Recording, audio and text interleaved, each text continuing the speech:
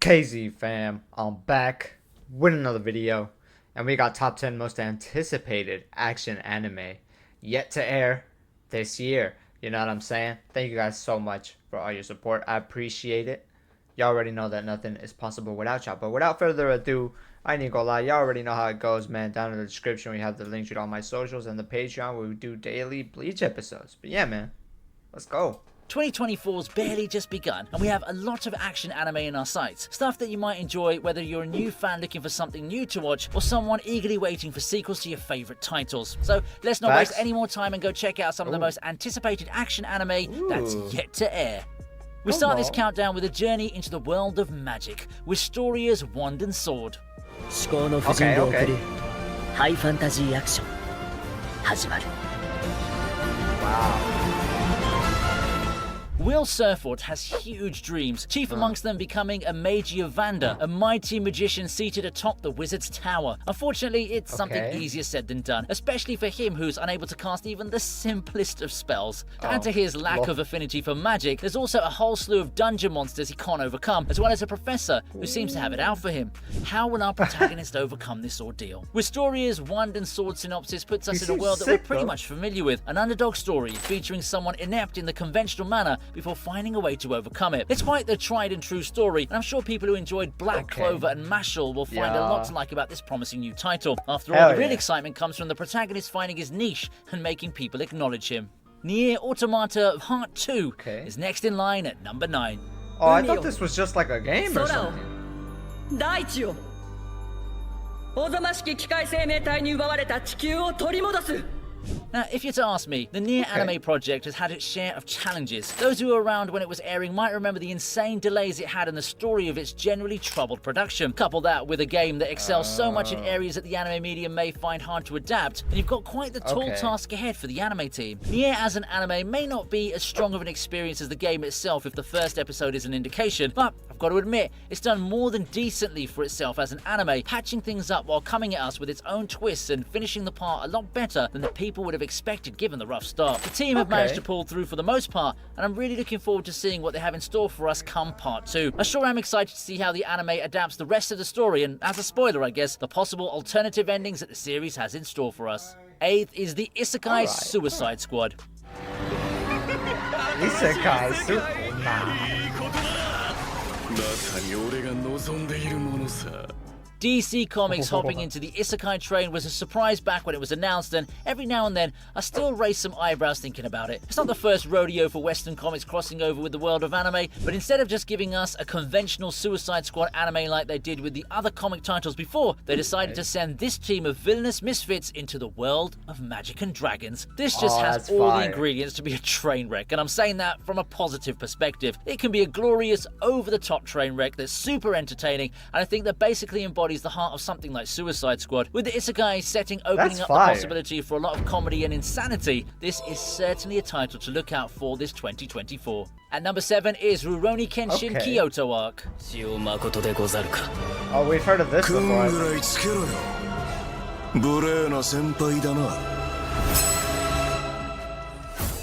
The return of Rurouni Kenshin has contextually been a success story. While it may not have found as much of a footing as its 90s version had considering how much competition the anime world has these days, those who watch this new version can tell it's one of the good remakes of a classic favourite. It recaptured some of the great moments while giving them a slightly new flavour to please most older fans who had this as their childhood anime, and the Kyoto arc is finally here. Regarded as the best arc the series has had, the Kyoto arc is the arc that introduced the world to some of Rurouni Kenshin's most iconic villains and moments. It's the arc that, back in the day, allowed the series to soar to new heights for a shonen series, to the point where some consider it to be one of the best arcs a Jump series has had alongside bangers like the Chimera Ant arc in Hunter x Hunter. I'm super excited to see where Linden Films will go with their version of this arc, but I can just say that even if it's just halfway competent in adaptation, this season is going to be a great watch. Dragon Ball Daima closes out the first half of this list. Dragon Ball Daima.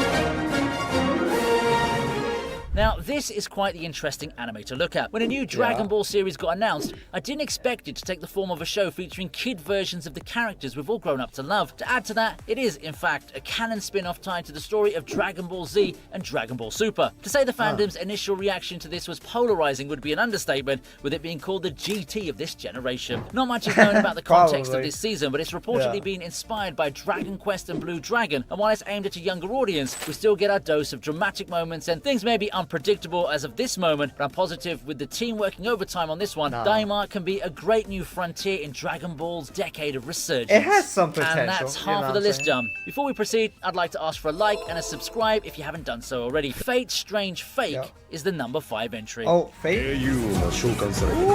うやらこの戦、俺が本気になるべき価値となったようだ。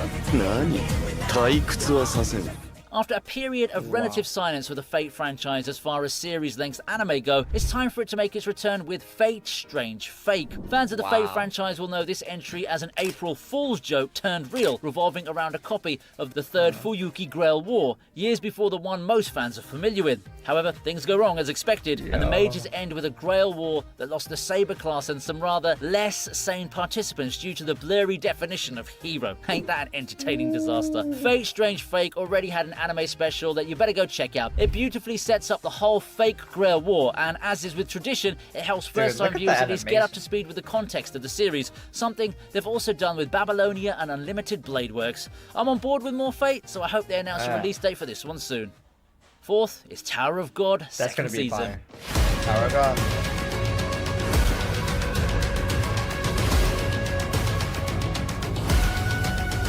This was one thing that surprised me. When Tower of God made its way into the anime format back in 2020, one is that the whole thing felt like an appetizer. It's not awful or anything like that, no, nothing close to it, but it really felt that there was so much more in Bum's journey that made it one of the most beloved web manga out there, and one season was just too little to cover the actual juicy parts. The prospect of a second season back then did seem grim, and all we got was some leaks every now and then. Well, it's finally been confirmed, and it appears that the higher-ups have heard the fans' prayers. Tower of God will indeed be returning for a second season to cover a part that source material readers have generally liked a lot more. Still, the sentiment is that this second season will likely be rushed to get to the good parts. Whatever approach the anime team will decide to go for, this season is something to look out for. Will this be the season that justifies the whole hype behind Tower of God, or will it be the one to bury it for good?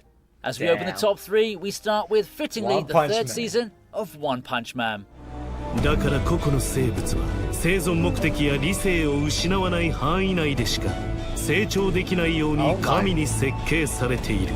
It's been a journey of ups and downs for One Punch Man. It started out with a bang, becoming one of the most monumental anime of the 2010s, before all that hype seemed to disappear. And I don't even think the second season is that bad when looked at in its own right. It's just quite a step down from what people had come to expect from the amazing first season, most notably the visuals. That and JC Staff 2019, featuring the likes of the Mom Isekai and the Rush Jobs that are the third seasons of Index and Date Alive is, lackluster to say the least. Now they have a chance to redeem themselves with the third season of One Punch Man. Getting the announcement of a third season with the same guys who brought us the second was a surprise in itself, but let's see if they manage to pull it off this time. No airing date has been confirmed, but we can probably expect this third season to hit the screens within a year or so. Second is the third part of Bleach, ThousandYear Blood War. Oh, this is gonna be crazy, bro.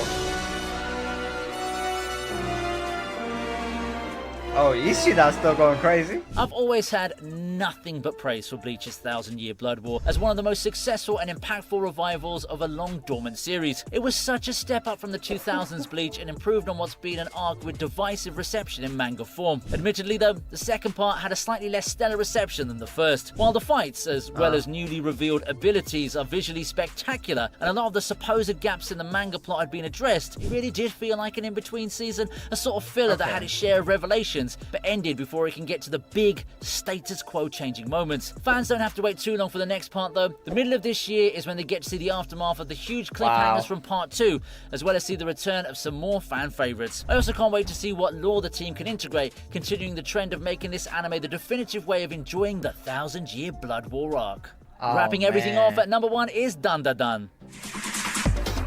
Oh, the art style go crazy though. How about finishing things off with a I'm guessing ThousandYear Blood War is like the finale of Bleach. There's gonna be no more after that. On sequel, Dandadan is Right or looking to wrong? be the next breakout hit in the world of action anime, starting off with a usual urban fantasy setting before quickly diving off into the deep end with the surreal and crazy. You got a lot of random stuff getting thrown at you, aliens, ghosts, monsters, and all the crazy phenomena being thrown at you in some manner are what represents this series. It's that kind of unbridled chaos which becomes this title's claim to fame, and the unpredictable madness is something that you just have to witness for yourself to know what to make of it. Still, we've seen how well that kind of madness can work, as seen with the success of things like Dorohedoro and Chainsaw Man, the latter of which has some author connection with Dandadan. It's time for a new contender to join their ranks, and it's one of the extremely promising hits set to come out in 2024. Will it be the mainstream anime of the year? While I don't think it's going to reach Demon Slayer or Jujutsu Kaisen levels, I have some high expectations for Dandadan's breakthrough. That more or less summarizes what I think are the top 10 action anime that you should be looking out for. Buckle up. Hey, definitely. We gotta look out for some of these anime. You know what I'm saying? I always love to discover new anime that I should watch. Trust me, I see every single comment on my YouTube, so I see the anime that you guys suggest. I still got a lot more to watch, to be honest, bro. Like, I haven't watched Akame Got Kill. I haven't watched... There are so many anime out there that I haven't watched yet that are probably so good. So, we definitely got to check some of these out. But anyways, KZ fam, thank you guys so much for watching this video. Stay positive, stay healthy, and most definitely keep that strong mentality, man. Out. They'll be calling me